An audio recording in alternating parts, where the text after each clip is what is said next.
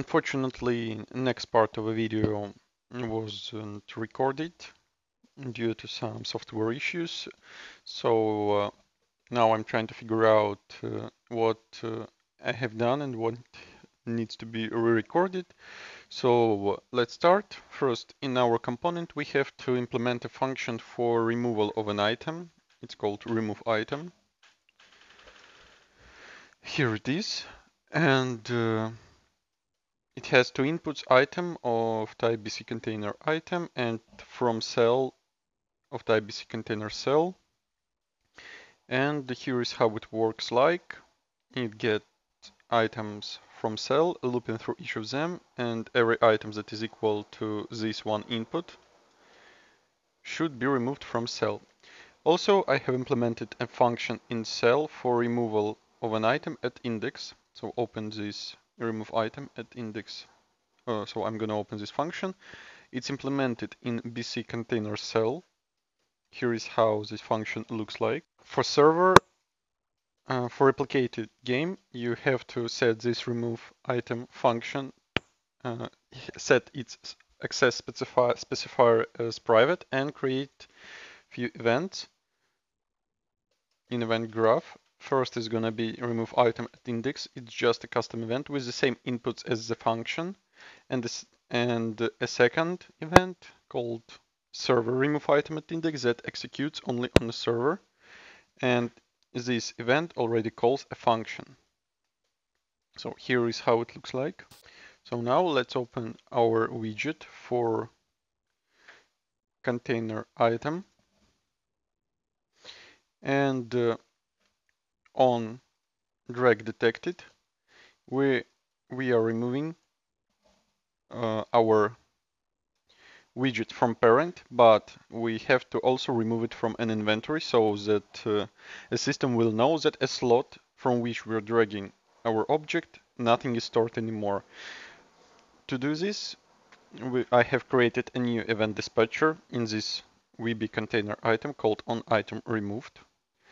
Added a new parameter here. You can add new parameters by clicking plus button here, called item of type BC container item type. And I have called this event dispatcher right after removing from parent. Event dispatcher can be called like this. You can just drag it, call it, connect, and that's how it looks like in container.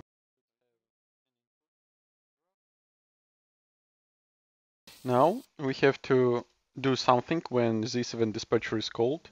We have to do it in container cell because container cell contains items. Let's open container cell and navigate to a place where our items are drawn. So it is in function draw items. In function draw items, we're drawing every item that is stored in a cell. And right after creating a widget for this container item, we are binding event on item removed. It can be done like this. You can just type in bind event on item removed, or if you named your event dispatcher in another way, then you will have to search for this event here. Next, to bind this event, you're just calling create event, selecting an existing function or creating a matching function. It will create a new function somewhere here with some generic name. In my case, I have renamed it to onItemRemoved function.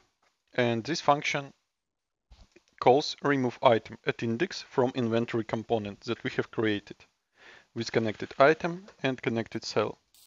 I think that I didn't forget anything, and the next part that needs to be implemented is on drop functionality. We already overridden a function on drop, but we didn't implement it. So here's how it looks like. We're getting an operation, and if you deleted it accidentally, you can left click on override button and search for onDrop function here. So we're casting operation to our custom drag and drop operation to drag drop container item, and we are getting an item from it. Next, we are checking whether we can store an item at current um, location, so at the place where our mouse cursor is located, by calling can store item at select location. I think that we have implemented it in previous videos. Okay, next, we're passing all parameters like inventory component. Inventory component is a target. We're calling this function from inventory component, and it needs cell and an item, and also x and y. X and y are direct top left position that were taken from a mouse cursor position and passing direct top left position here. So if we can store an item at current cell, at where our mouse is watching, then we are adding item to this cell at this location. So to do that, I have implemented a function in inventory component. Here is how it looks like. So add item at cell at location takes an item, cell at which it has to be added, and a location at which it has to be added.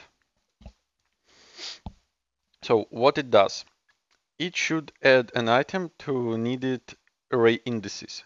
So we have to loop through these array indices. First, we are breaking a location, and we also getting a dimensions of an item that we're trying to add, and breaking them also, like here.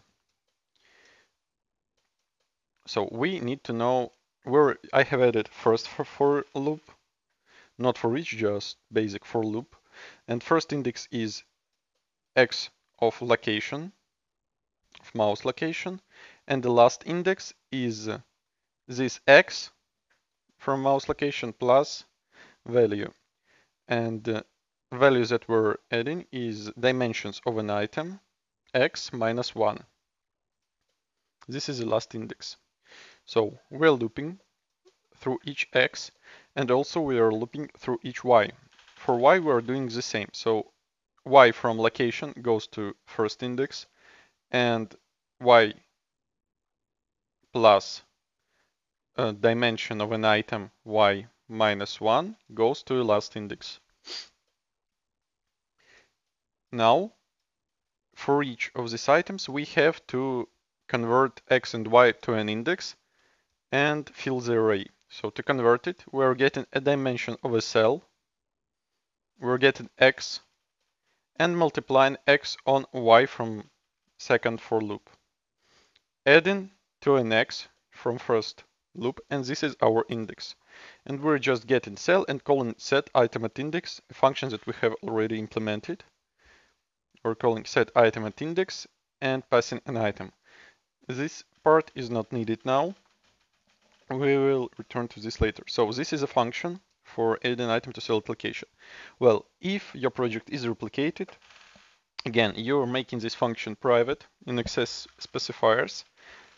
Open an event graph. You may want to add a separate section in event graphs like replications. Replication, I will do it, but I will do it a little bit later.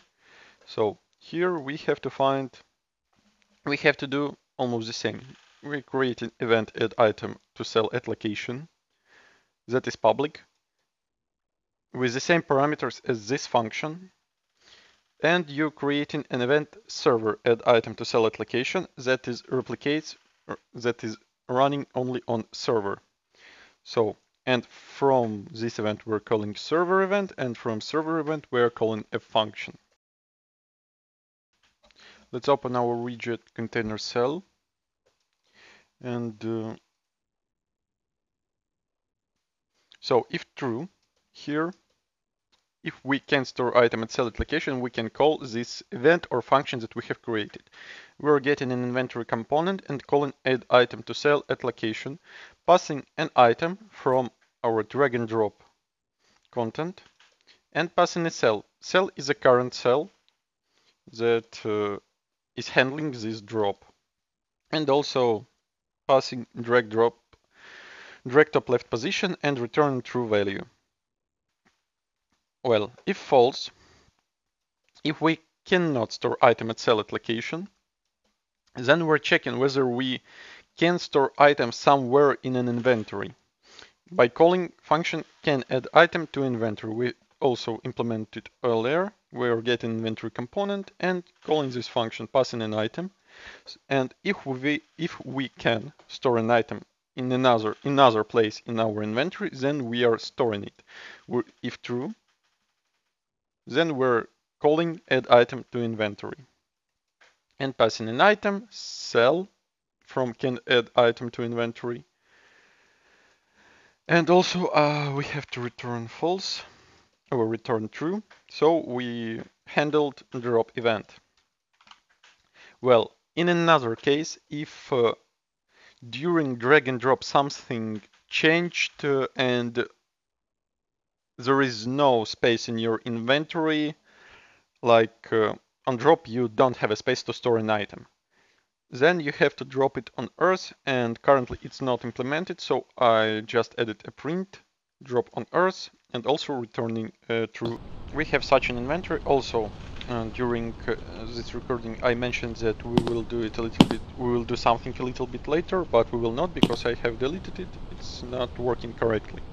So now we have such functionality. We can drop, for example, apple here, but the inventory is not refreshed. It will refresh only after reopening. So as you can see, there is a problem when we're opening inventory. Like if it was a slow motion, it is scaled before rendering. And to fix this problem, we have to open your widget blueprint for a row, and instead of using initialize with delay, use preconstruct.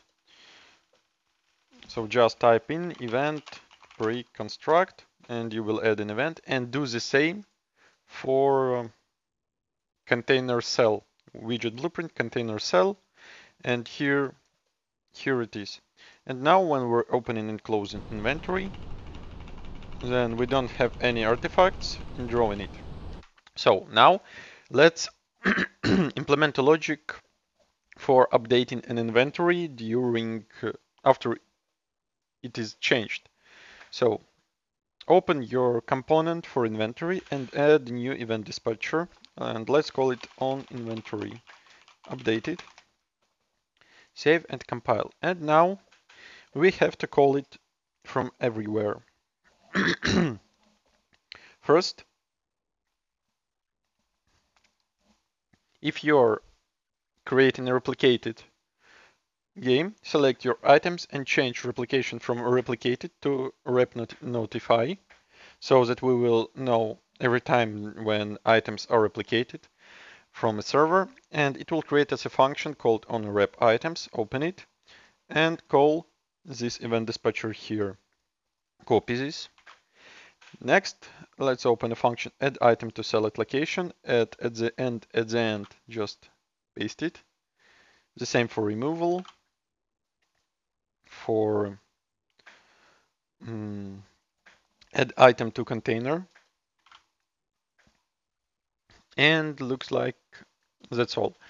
Now let's open a widget for whole inventory.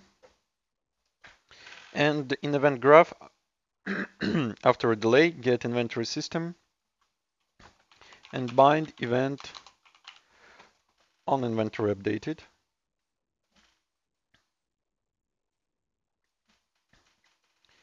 And let's create event for this event, and in select function, let's create a matching function, and let's call it refresh inventory. So now let's open our event graph and copy everything from inventory get all container items to a child vertical box, not touch and set focus, and cut it from here. Open a refresh inventory and paste it here and connect it.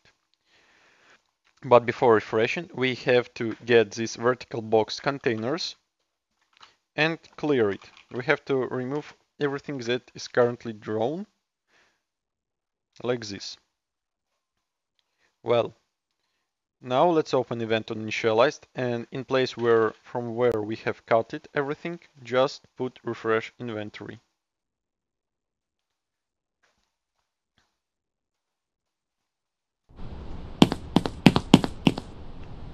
So now,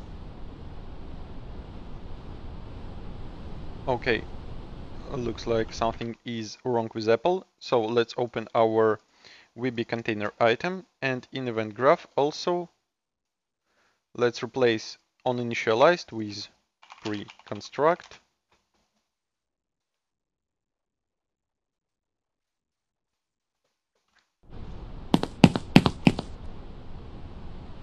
And now everything works fine.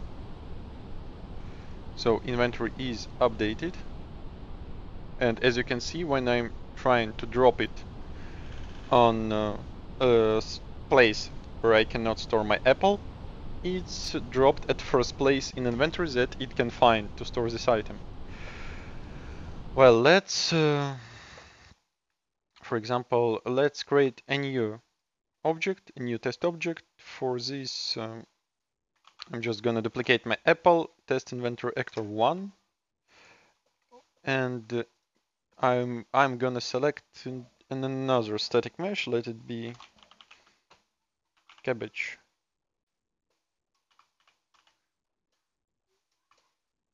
Let's move a sphere. And in construction script, I'm gonna rename it to cabbage and set its dimension from 1 to 1 to 2 to 2. And I'm gonna set another thumbnail. I think I have a cabbage thumbnail. Well, and let's drop it somewhere here and test. So cabbage is added here. Well, why it is red? Oh, it's red because an image has a red tint. So as you can see, I can drop it anywhere.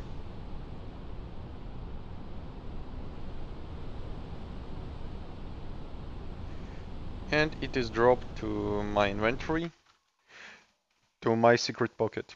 So to fix this strange color of cabbage or any item, open your container item and select an image thumbnail, and let's change its color and opacity back to white.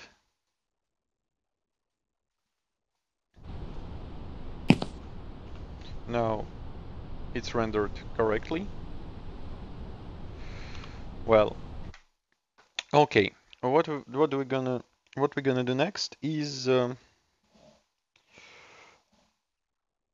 what we're gonna do next. It's a good question. Let's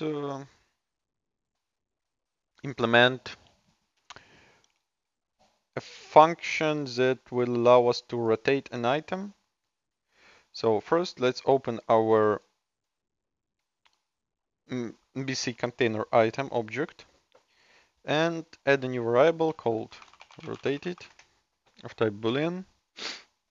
Make it instantiable, expose and spawn, and private. By default, it is false. Also, it's going to be replicated if you're creating a replicated game. And let's create a new function. I'm just gonna duplicate getDimensions function and call it getRotated. Or even I don't need to know about rotated it or not. I'm gonna create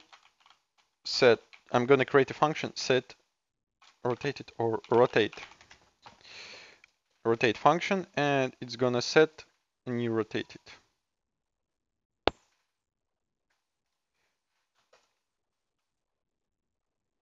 Get and not boolean.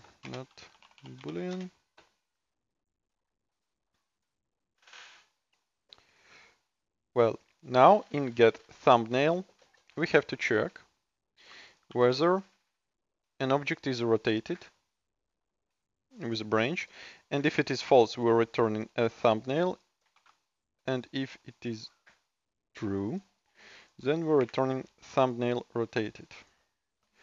Well, also we have to add the same changes. Let's copy this condition and paste it into get dimensions here. So if it's not rotated, then we're returning dimensions. And if it is rotated, then we are returning a mirror dimensions. It will look like this. Let's cut it, split, and split. So in this case, x goes to y, y goes to x.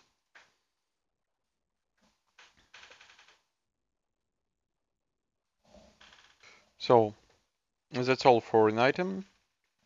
And now let's open our widget.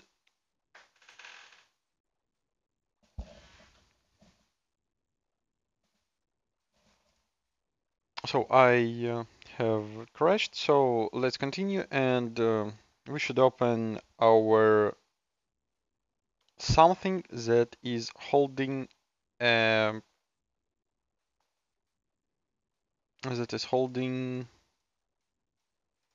our item. Maybe we should open our container cell, widget blueprint container cell, open event graph, and let's override a function on preview key down.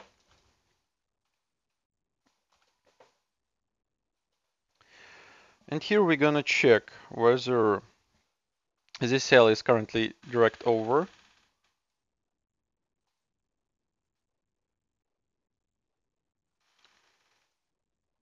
And drag drop is currently working and is drag dropping and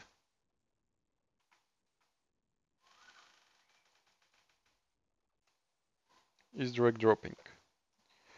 Here we also have to check, if true, we have to check if key event get key is keyboard button for rotation of an item. Let's type equal and let it be our keyboard button. So if true, then we're gonna get drag dropping content. We're gonna get drag drop content, cast it to our BP drag drop container item, and gonna get an item that we're currently dragging, get item. And we need to call rotate. Well, we're not refreshing our user interface, but we have to do it. So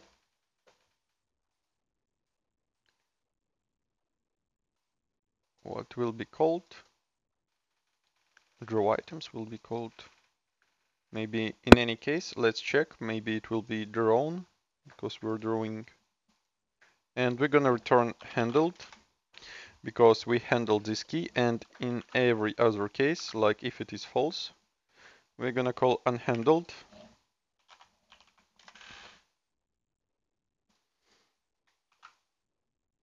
Unhandled. And let's see how it will work now. For example, nothing is changed. But maybe if I will collect cabbage, drag R, close, open, so nothing is changed. So maybe this is not called.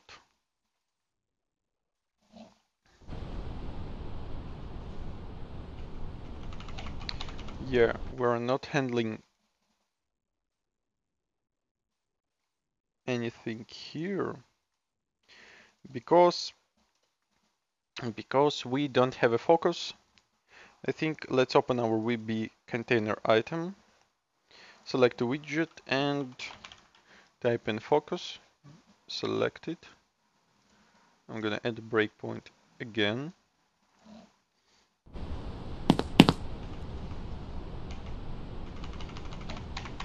Nothing is changed. Well, VB container item. So maybe we have, let's implement this in VB container item and not on container cell. So here we're gonna overwrite on preview key down, paste it here, remove this return node, connect everything. Well, let's see if it will be called.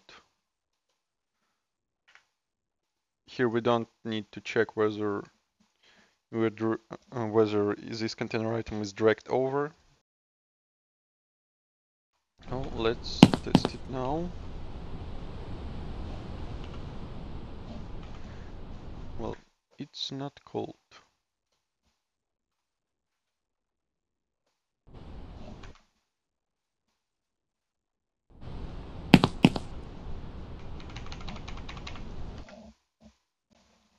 So now, to implement drag and drop, we have to open our inventory, and we have implemented on preview key down here.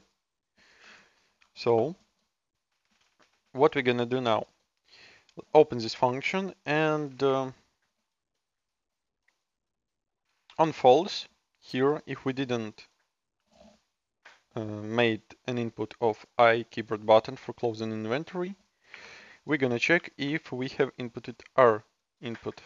So we're gonna check if it is R, for example, or any other keyboard button for a rotation of an item.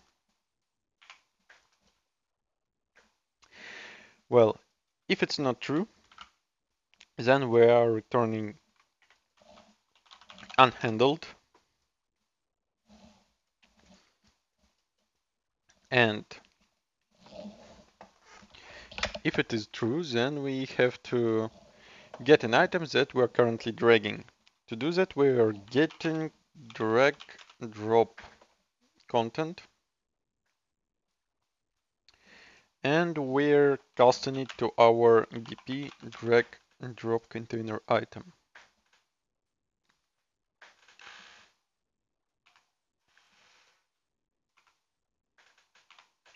Well, if cast failed, we're returning that an input wasn't handled, and if cast didn't fail, then we're getting an item from our drag and drop content. We're getting an item and calling rotate.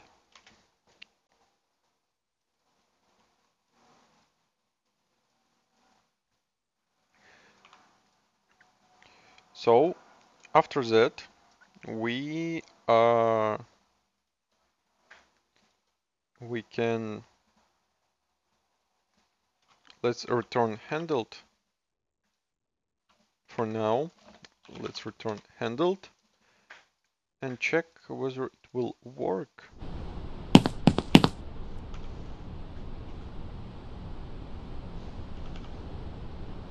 Well, it is working.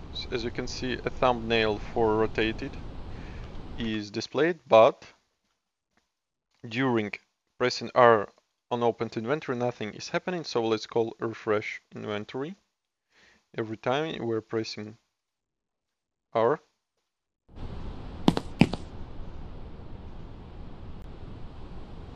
And let's open our,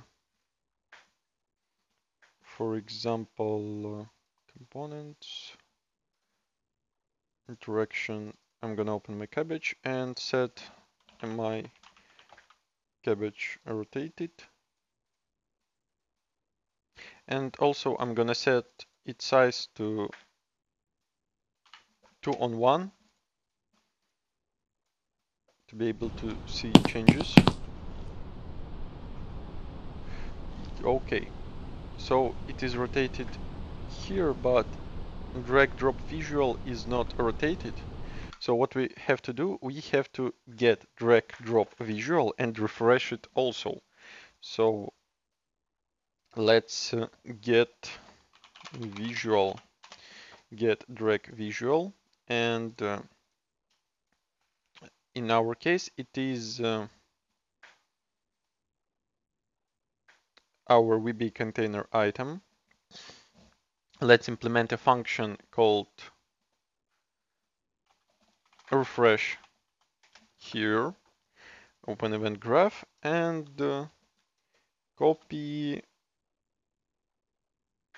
Name is not changed, but thumbnail is changed. Copy everything except set text, and I'm gonna cut it and paste it into refresh function. So hate.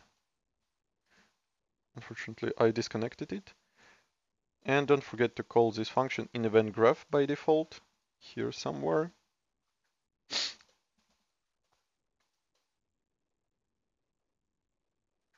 Save, compile, and open a widget of your inventory back.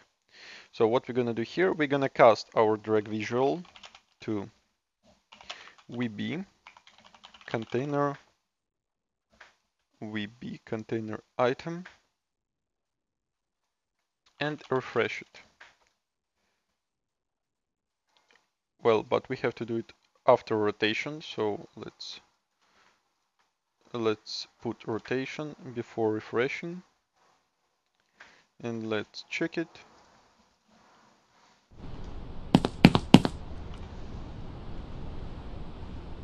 So as you can see, rotation works fine.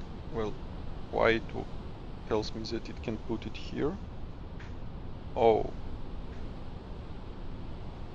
that is very strange behavior. So we have to fix it. Also, as you can see, we don't need to refresh whole inventory here. We can remove it, and after refresh, we can return handled. Well, now we have to find out what is the problem when we are trying.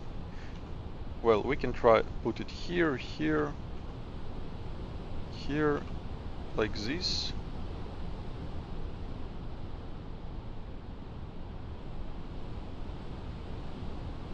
So vertically it works normally, but horizontally it thinks that there is a place here. I don't understand for now.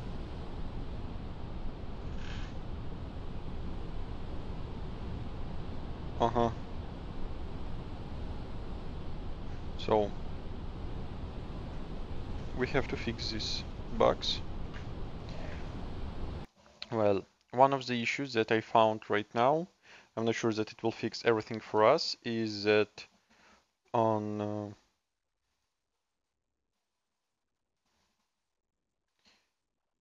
this drag top left position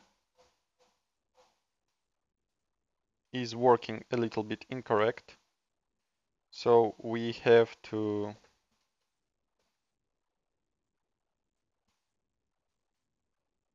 fix it.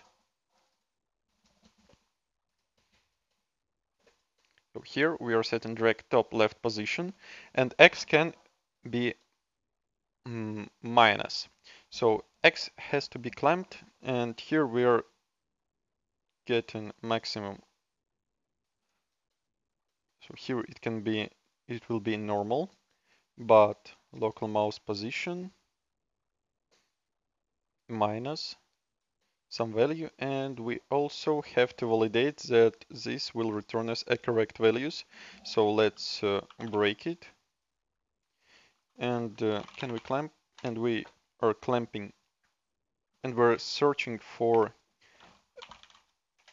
and we're getting maximum between X and 0, and the same for Y. And this is gonna be a drag top left position, like this. And it should not allow us to, as you can see, drag it here somewhere.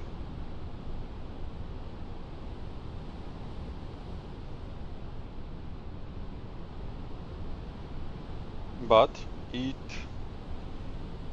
another issue is that it validates this top cell. This is another issue that I have to fix now. So the problem is in our can store item in cell location function in our component. Here our component only checking if index is valid and there is no item stored in it. But it doesn't check if our item is out of bounds in this cell. So what do we also have to check is that we are not out of bounds. So let's do it here. What we're gonna do, we know item dimensions. Let's get them.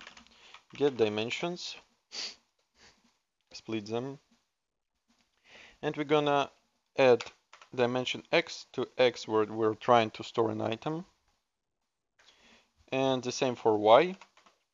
Add y where we're trying to store an item, and we have to check if these values don't exceed dimensions over cell. So let's get cell, get dimensions, split it, and we have to check that x of a cell is greater than or equal to x, and the same we have to check for y, that it is greater than or equal to this. Both of them should be true. Add a branch. So if true, then we're starting this check for an item. If false, we're returning false. So now I didn't check it, but it should fix our issues. So now I cannot store it here, but if I rotate, I can store it here everywhere.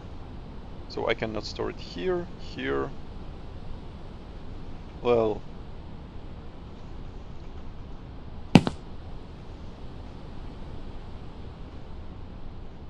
let me put one apple here, so it cannot be stored. Well, it looks like everything is working fine now, but we have implemented rotation in our VB inventory component. Oh, not a component, in VB inventory widget, we are rotating an item. But rotation is made only on the client, and if you're creating a replicated game, then you have to tell a server that you have rotated an item. So only for replicated games, let's open an inventory, open event graph, add custom event, rotate item, and add an input item bc container item as an input. Duplicate this event and rename it to server rotate item, and duplicate it. We call it owner rotate item.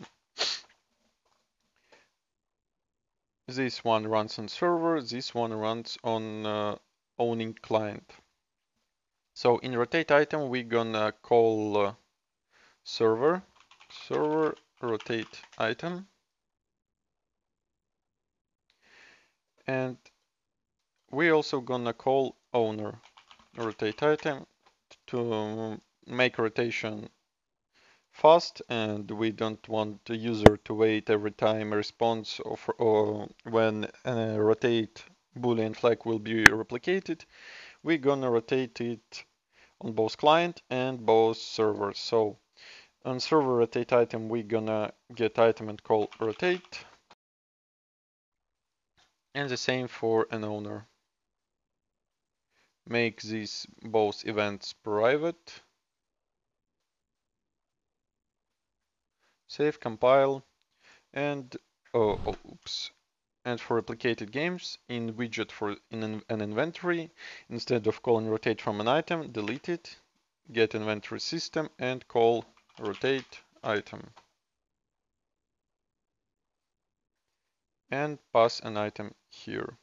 Get item. Like this. And everything will work fine. So that's it for this video. We will continue in the next part. Thanks for watching.